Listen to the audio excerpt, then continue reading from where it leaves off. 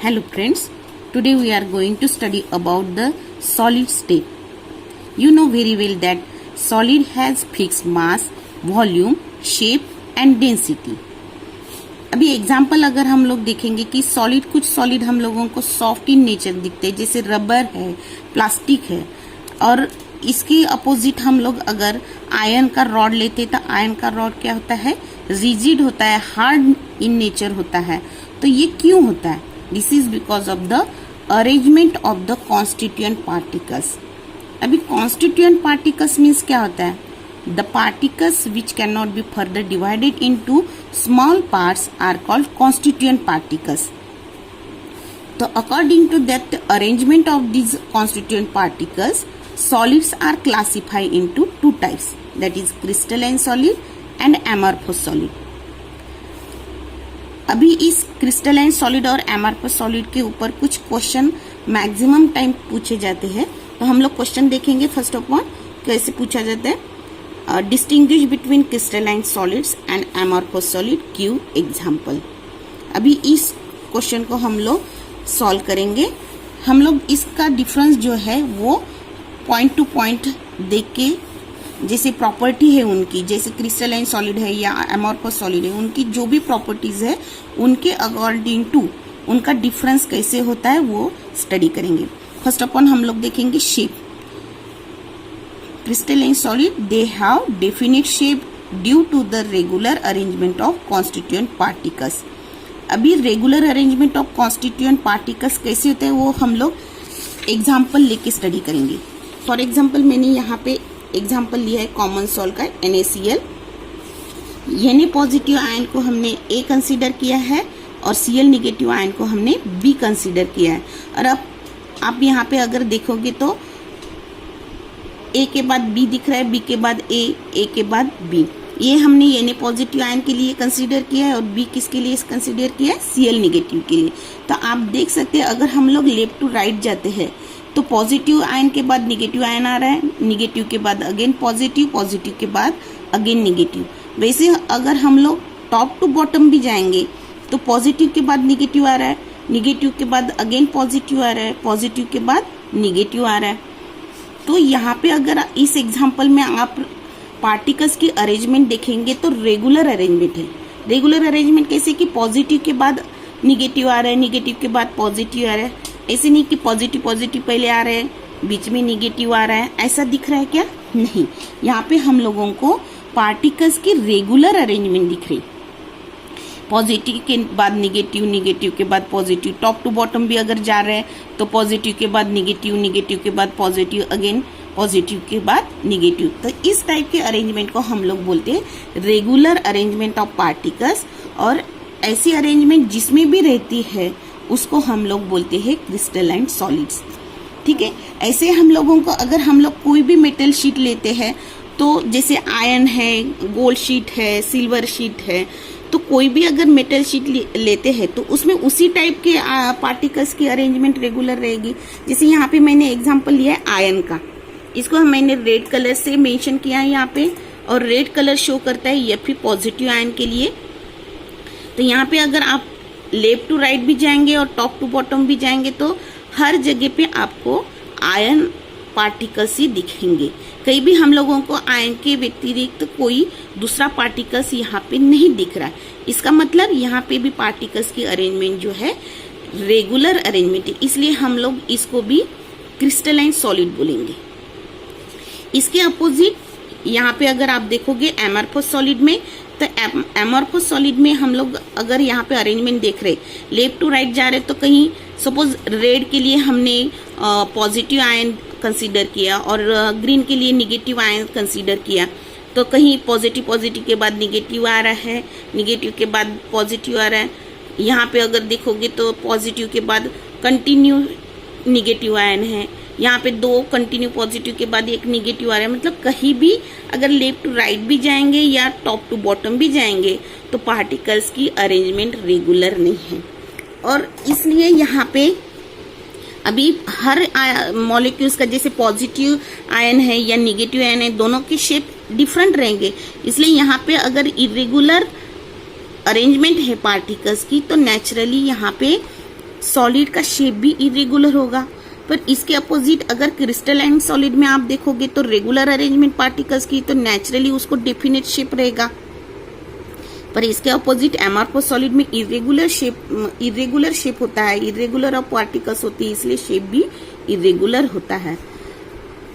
Example के तौर से अगर आप देखोगे तो रबर है, ग्लास है, प्लास्टिक है, इनमें अगर आप शेप देखोगे, रबर का शेप देखोगे तो पार्टिकल्स कंटिन्यूशन में नहीं होते, तो वो ना ही रिजिड होते हैं और ना ही उसका रेगुलर शेप होता है। सेकंड पॉइंट हम लोग देखेंगे मेल्टिंग पॉइंट।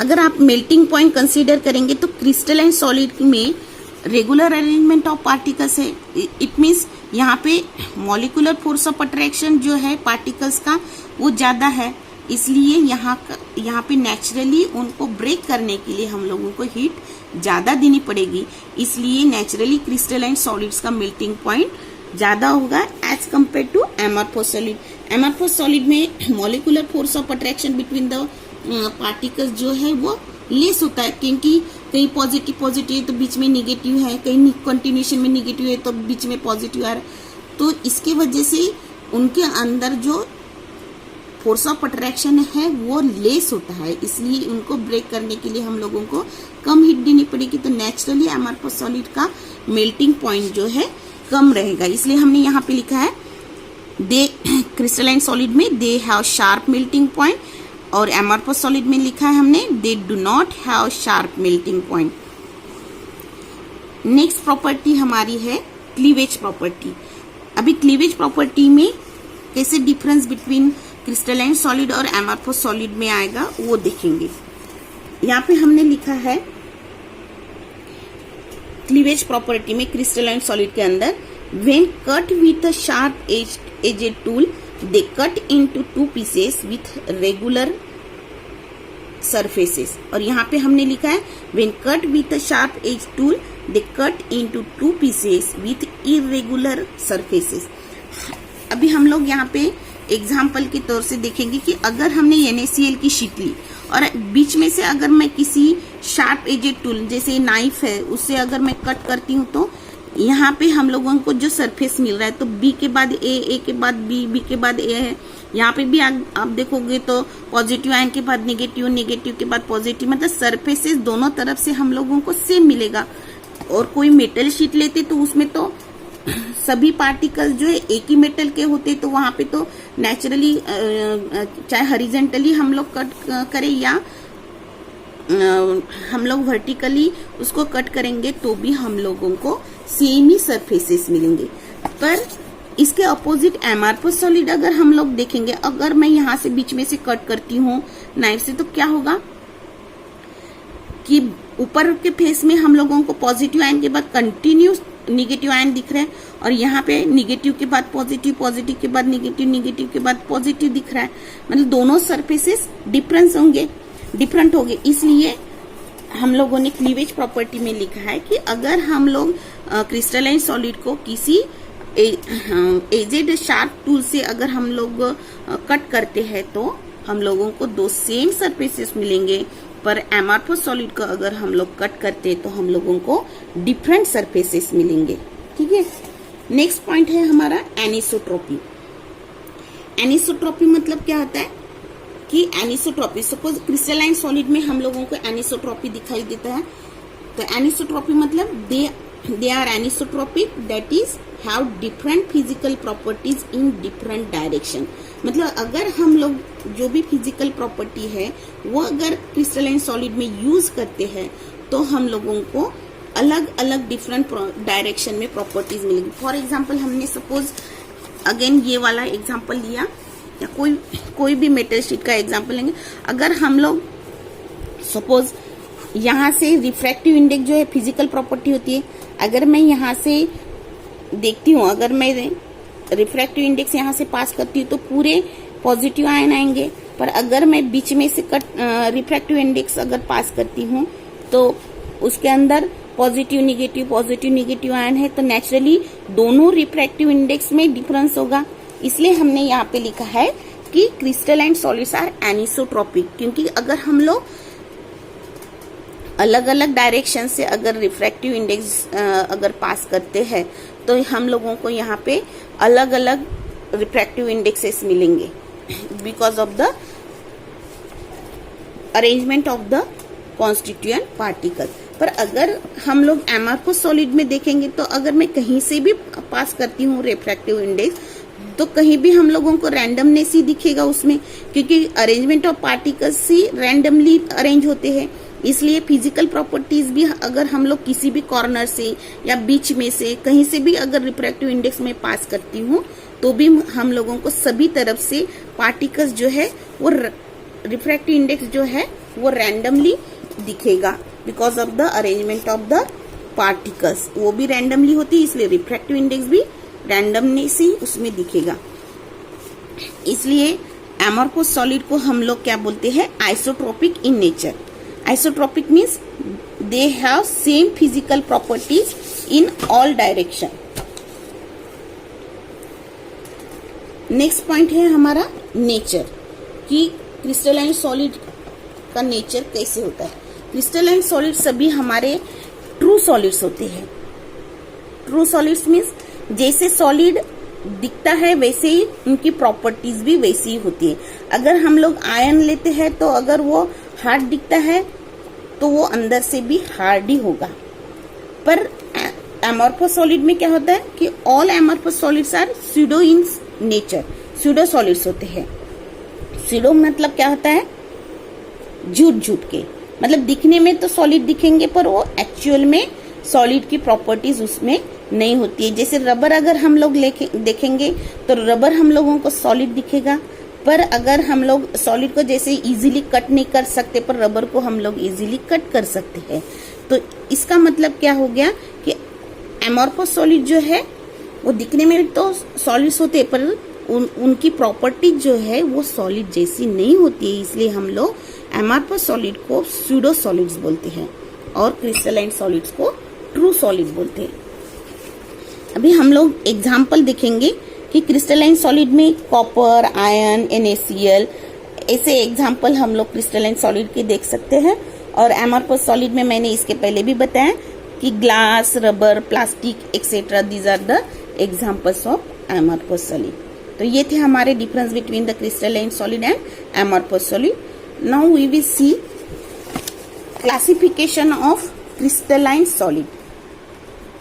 ओके, जो क्रिस्टलाइन सॉलिड है उनका क्लासिफिकेशन कैसे होता है, इसके ऊपर भी हम लोगों को एग्जांपल्स पूछे जाते हैं, क्वेश्चन पूछे जाते हैं, कभी कभी मैच द पेयरिंग पूछे जाते हैं।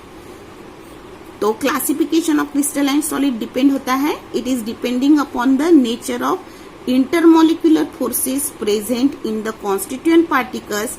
Crystalline solids are classified into the following 4 classes. मतलब उनके जो इंटरमोलिकुलर फोर्सेस है उसके अकॉर्डिंग टू क्रिस्टलाइन सॉलिड्स के 4 टाइप्स होते हैं। पहला है हमारा मॉलिक्यूलर सॉलिड, सेकंड है आयनिक सॉलिड, थर्ड है मेटालिक सॉलिड एंड फोर्थ है कोवैलेंट सॉलिड। तो हम लोग अभी स्टेप बाय स्टेप एक एक सॉलिड को स्टडी करेंगे। फर्स्ट हम लोग लेंगे मॉलिक्यूलर सॉलिड। मॉलिक्यूलर सॉलिड मतलब क्या होता है, molecular solids are those solids in which the constituent particles are molecules of the same compound. For example, अगर हम लोग HCl लेते हैं तो पूरे शीट में आपको अगर लिक्विड लेते हैं HCl या फिर इसको सॉलिड फॉर्म जो लेते हैं तो HCl में हम लोगों को HCl ही दिखेंगे। अगर CH4 लेते हैं तो CH4 ही दिखेंगे। तो ये क्या हो गया, मॉलिक्यूलर सॉलिड हो गया।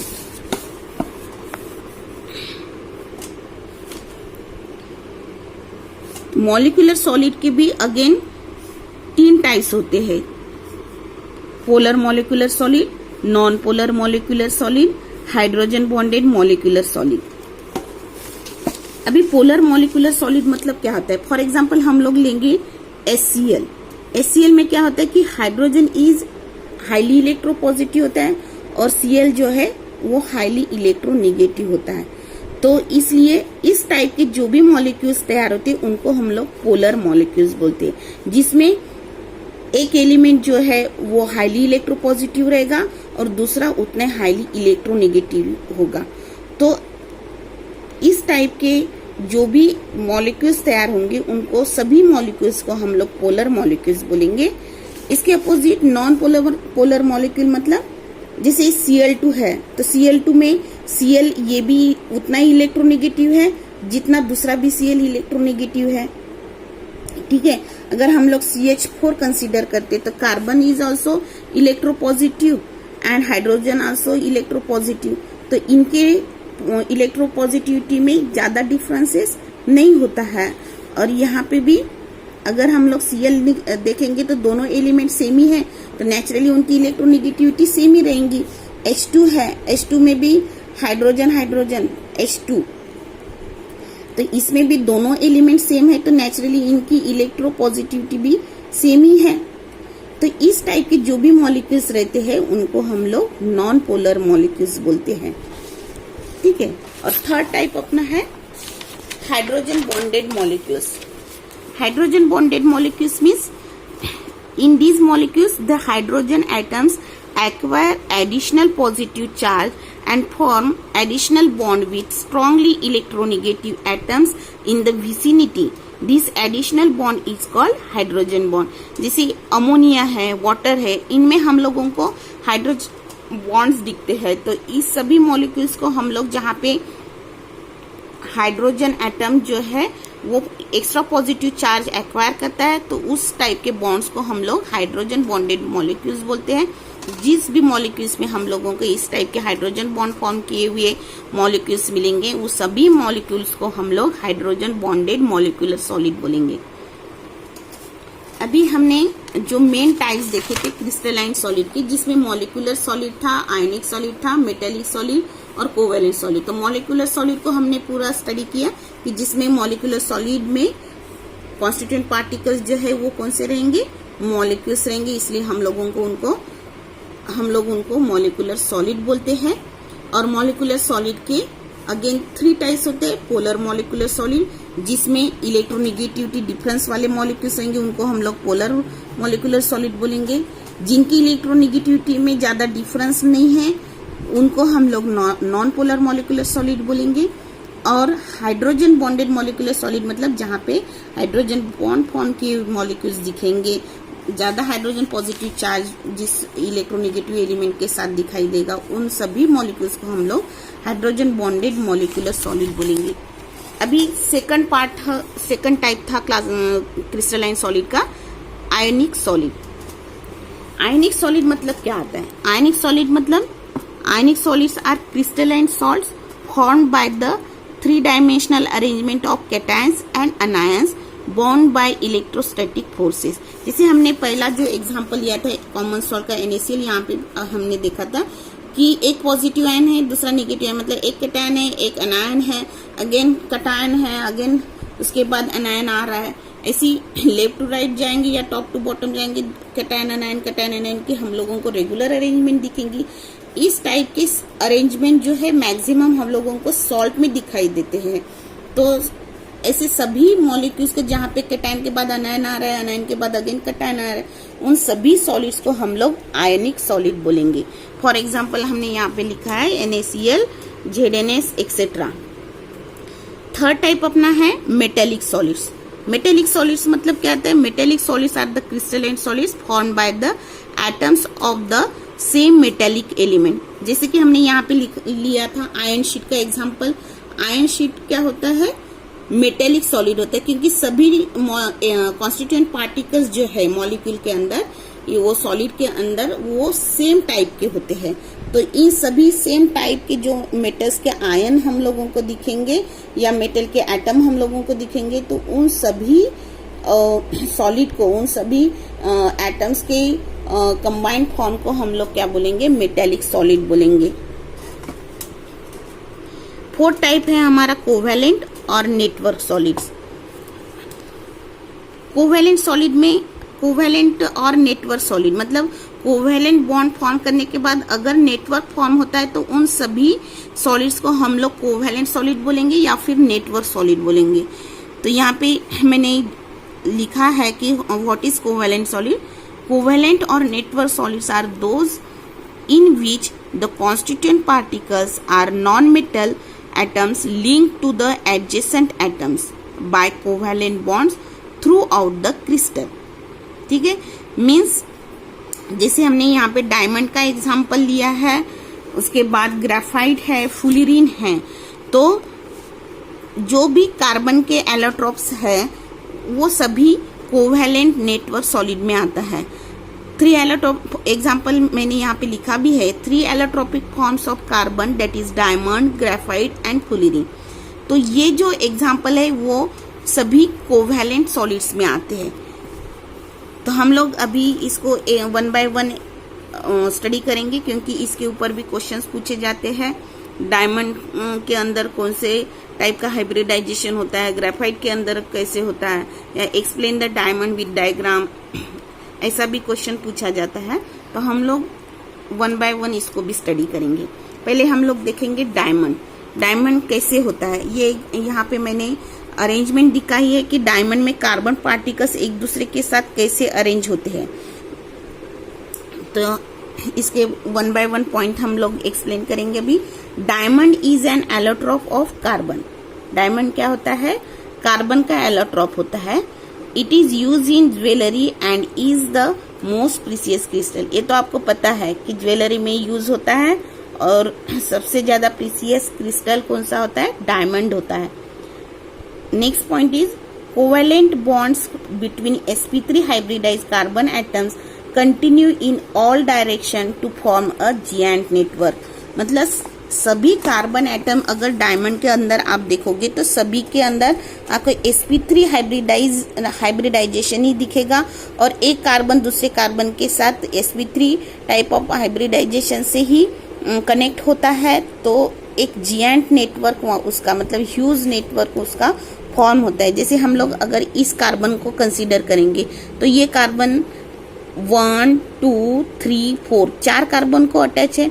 यहाँ पे बाकी भी कार्बन अगर आप देखोगे तो उसके जैसे ये कार्बन है, ये 1 2 3 और एक पीछे में एक कार्बन उसका होता है। ऐसे 4 कार्बन को एक कार्बन अटैच होता है, जैसे मैंने यहाँ पे दिखा है। इसका ये बैक वाला कार्बन है जो मैंने यहाँ पे अलग से ड्रॉ करके दिखाया है।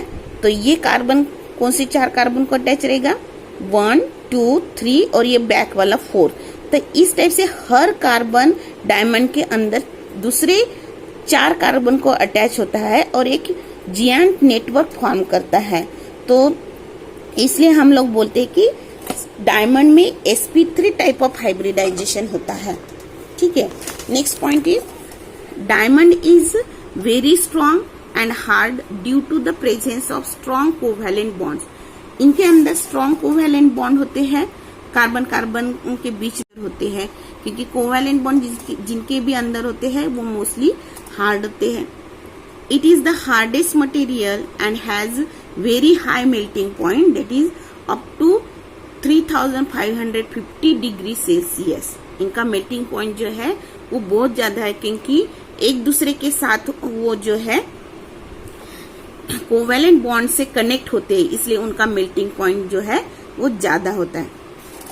नेक्स्ट पॉइंट हमारा है ग्रेफाइट। ये भी ग्रेफाइट भी क्या होता है, कार्बन का एलोट्रोप होता है। Graphite is the allotrope of carbon in which each carbon atom is sp2 hybridise.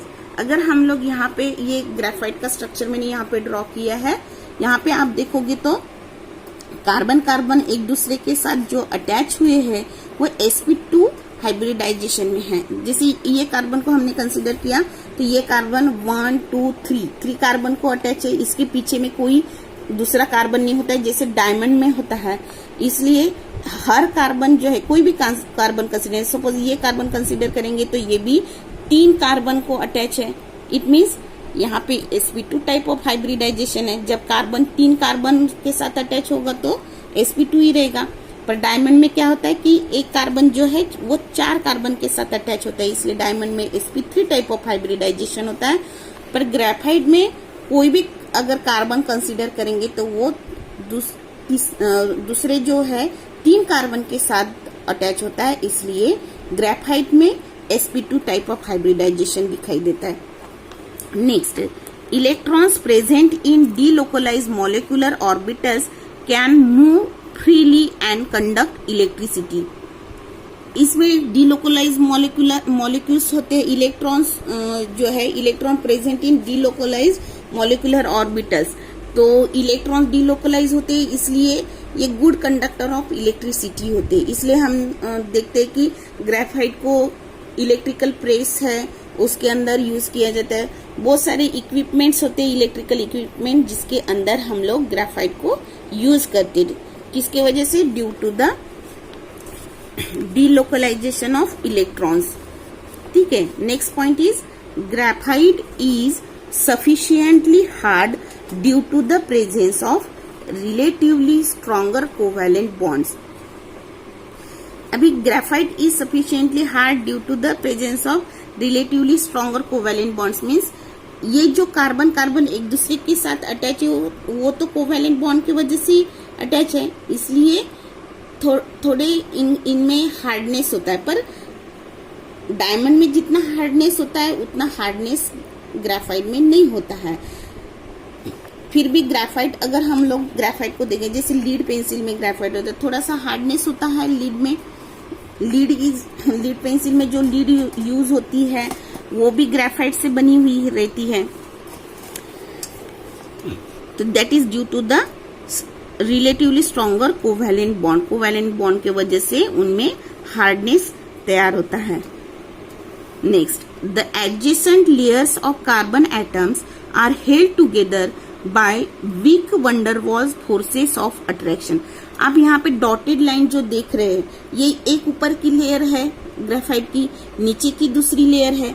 ऐसे लेयर में ग्रेफाइट्स रहते हैं और वो लेयर्स एक दूसरे को चिपकी हुई रहती है, इसलिए मैंने यहाँ पे डॉटेड लाइन खींची है। ये शो करता है कि इनके दोनों लेयर के बीच में कुछ तो फोर्स ऑफ अट्रैक्शन है, जिसके वजह से वो एक दूसरे को अटैच रहते। तो वो फोर्स ऑफ अट्रैक्शन कौन सा होता है? Weak force of attraction, that is van der Waals force of attraction इनके बीच में होता है, जिसके वजह से वो हम लोगों को अटैच तो दिखते हैं, पर अगर हम लोग उन लेयर्स को सेपरेट करना चाहेंगे तो सेपरेट कर सकते हैं। जैसे आपने देखे होंगे कि रेत के अंदर कुछ चमकीले ऐसी स्ट्रिप्स रहती है, वो स्ट्रिप्स अलग अलग होती है, उनकी परतें अलग अलग होती है, वो ग्रेफाइट से बनी हुई रहती है, इसलिए वो हम लोगों को चिपकी हुई तो दिखती है, पर we can separate the layers because these layers are attracted towards with the help of van der Waals force. Next point is, it is used in ribbons used for printing in computers and typewriters. Graphite जो है वो blackish colour का भी होता है, इसलिए हम लोग उसको रिबन के अंदर यूज कर सकते हैं, उसको हम लोग कंप्यूटर और टाइपराइटर में भी यूज करते हैं। It is also use in lead pencil. मैंने पहले भी बताया कि लीड पेंसिल में जो लीड यूज होती है, जैसे इसके अंदर भी लीड है, तो ये लीड जो है वो किससे बनी हुई रहती है? ग्रेफाइट से। नेक्स्ट एलोट्रॉप है कार्बन का फुलिरिन। ये भी किसका एग्जाम्पल है? कोवेलेंट सॉलिड का। तो फुलिरिन जो है डायमंड और ग्रेफाइट नेचुरली हम लोगों को मिलता है, पर फुलिरिन जो है वो मैनमेड होता है। फुलिरिन में भी हम लोग अगर देखेंगे तो पूरा कार्बन का नेटवर्क होता है फुलिरिन में, पर it is not a naturally occurring substance. अभी फुलिरिन हम देखेंगे कि फुलिरिन एक्चुअली क्या होता है। फुलिरिन एक तो क्या होता है? एलोट्रॉप होता है। Fullerene is an allotrope of carbon. It is also called buck ball और बकमिंस्टर फुलिरिन। ठीक है, इसका दूसरा नाम है फुलिरिन का बकमिंस्टर फुलिरिन। नेक्स्ट पॉइंट है, when a high power laser was focused on carbon fullerene was formed. Fullerene कैसे बनता है कि अगर हम लोग कार्बन के ऊपर हाई पावर लेजर अगर फोकस करते हैं तो कार्बन फुलिरिन के अंदर तैयार होता है। ये जो है फुलिरिन, ये एक्चुअली राउंड शेप में होता है। Fullerene was formed by the laser of high power laser. ठीक है, it has formulas carbon 60 and shape of a saucer ball. इसका शेप कैसे होता है? सॉसर की तरह, जैसे फुटबॉल होता है उसका जैसे शेप होता है उस तरीके से फुलिरीन का शेप होता है। और इसका फॉर्मूला होता है कार्बन 60।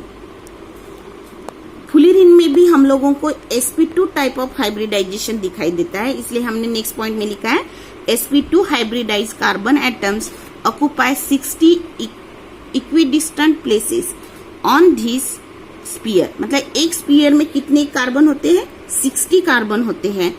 और सभी कार्बन, अगर आप किसी भी कार्बन को यहाँ पे देखोगे तो 3 कार्बन के साथ अटैच होता है। कोई भी कार्बन कहीं से भी देखो, यहाँ पे अगर ये कार्बन कंसीडर करेंगे तो ये 3 कार्बन को अटैच है। सपोज ये वाला कार्बन देखेंगे तो ये भी 3 कार्बन को अटैच है। और एक कार्बन अगर 3 कार्बन को अटैच होता है तो टाइप ऑफ हाइब्रिडाइजेशन कौन सा होता है? sp2 type of hybridisation. It means fullerene के अंदर भी sp2 टाइप ऑफ हाइब्रिडाइजेशन होता है। They form हेक्सागॉन्स and पेंटागॉन्स। फुलिरीन के अंदर कुछ पेंटागॉन की रिंग दिखती है, जैसे यहाँ पे देख रहे हैं, यहाँ पे पेंटागॉन है, 5 कार्बन है, दैट मीन्स ये पेंटागॉन है। और पेंटागॉन के अगल बगल अगर आप देखोगे तो pentagon is surrounded by hexagonal rings. इसके बाजू में जो भी रिंग्स दिखेंगी वो सभी हेक्सागोनल रिंग्स होती है। फिर से हेक्सागोन कंटिन्यूशन में पेंटागॉन को अटैच होता है, पेंटागॉन अगेन हेक्सागोनल रिंग के साथ अटैच होता है। इस तरीके से पूरे 60 कार्बन एक दूसरे को अटैच होके एक बड़ा सा सॉसर की तरह का शेप तैयार करता है, सॉसर बॉल की तरह। Next point, fullerene reacts with potassium to form K35C16। Potassium के साथ रिएक्ट करके ये प्रोडक्ट तैयार करता है। This compound is a super conductor of electricity at 18 kelvin. अगर 18 केल्विन टेम्परेचर भी रहेगा तो भी ये हम लोग यूज कर सकते हैं। इसलिए हम लोग फुलिरीन को पोटेशियम के साथ रिएक्ट करके K35C60 ये कंपाउंड तैयार करके सुपर कंडक्टर ऑफ इलेक्ट्रिसिटी वाला कंपाउंड तैयार करते हैं। Next, tubes made from fullerene and graphite are called nano tubes. Nano tubes जो तैयार करते हैं उसमें फुलिरीन और ग्रेफाइट दोनों को मिक्स करके ट्यूब तैयार की जाती है, उसको हम लोग नैनो ट्यूब्स बोलते हैं। These are all about the types of bonds. मतलब ये सभी कौन से बॉन्ड्स थे? क्रिस्टलाइन सॉलिड के बॉन्ड्स थे। जो 4 बॉन्ड्स थे, 4 क्रिस्टलाइन सॉलिड्स के 4 जो टाइप्स थे वो because of the arrangement of the molecular intermolecular forces. मतलब जिसके अंदर जो जो टाइप्स के इंटरमॉलिक्यूलर फोर्सेस रहेंगे उसके अकॉर्डिंग टू क्रिस्टलाइन सॉलिड के 4 टाइप्स होंगे। मॉलिक्यूलर सॉलिड देखा हमने, इसके बाद ionic solid, metallic solid and covalent bond solid. तो कोवैलेंट सॉलिड में भी हमने देखा डायमंड, ग्रेफाइट एंड फुलिरीन। तो these are all about the types और classification of the solid. Thank you.